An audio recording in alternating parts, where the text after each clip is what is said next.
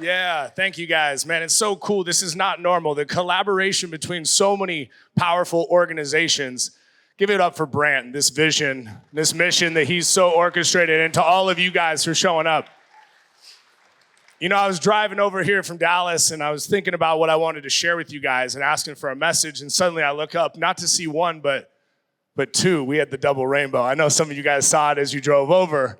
You know, it's interesting as you think back to the story of the flood and what God sent as a promise. That promise was one of hope, right? That rainbow was a symbol. So I encourage you guys to think of that not with some ironic states, not with some chance happening today, but that rainbow anointed just for us being here to definitely challenge the stigma. You know, one thing I want you to hear loud, if you hear nothing else today, it's this. Mental health has no destination.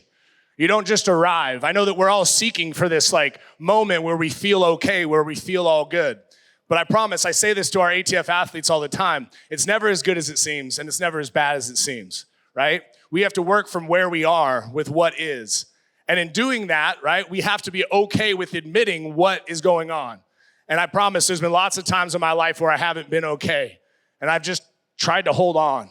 I tried to suffer a little bit longer by myself. You see, the cool part about suffering together is this intentional self-mastery. Because then we realize that the human experience is very synonymous, right? We can't try to measure our pain against somebody else. We've all endured something. And whether you can see a physical scar today, right, or it's something that may have happened that you maybe never told anybody, this is the forum. This is the place. And there's no better time than a day like today when we start to get some endorphins going. We start to sweat. We think about people like Matt, what he stood for. What he can no longer say is said now through us, through our voices. You see, when I retired from the NFL, it wasn't by choice.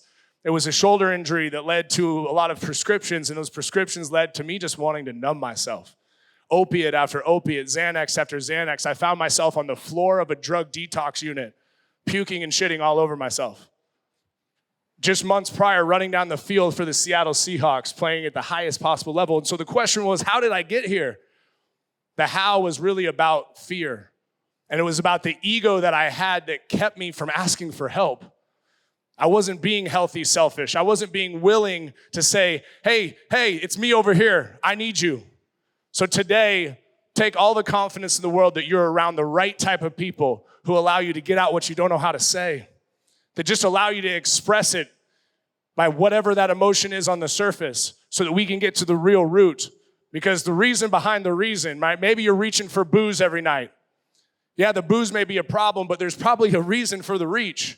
You see, as a young boy, I was sexually abused. I put my trust in an older male figure, and that trust was completely crushed and abolished. Now, through that 20 years of stuffing that down, suppressing and repressing, football was the perfect thing for me, right? I could be this alpha. Nobody would really ask me what the hell was actually going on underneath. And that worked until it didn't. Until suddenly I found myself on that floor of that detox unit questioning whether I had anything to offer. Well, I stand here before you about 13 years later promising you that God works through your mess, right? That the actual scars, the things that led to the shame to keep you silent, those are the qualifiers, not the other way around. They do not disqualify you.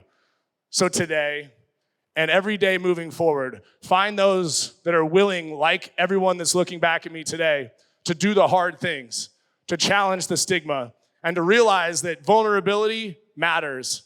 But then after you get vulnerable, after you share, it's about taking responsibility for the plan and taking action. Don't sidestep the responsibility of making change in your life once you've opened up. That purge, the release of the pressure cooker that's within our head, that's a positive thing. And maybe that voice goes quiet for a little bit. But you have to then take the opportunity as it gets quieter to take real action. Be a part of organizations like you see here today. I love you guys so much. It's an honor to be here. One more round of applause for the 38 Challenge and Brant.